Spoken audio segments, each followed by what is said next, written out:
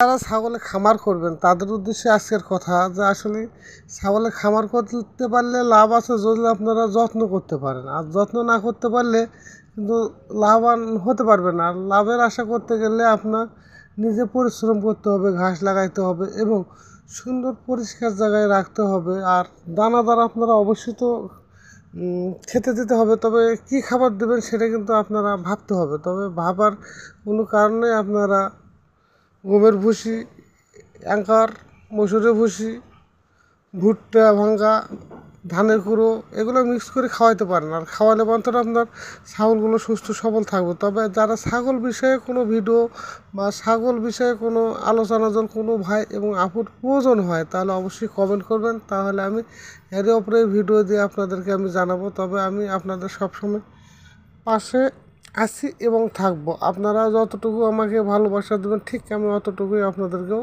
ভালোবাসা দেবো।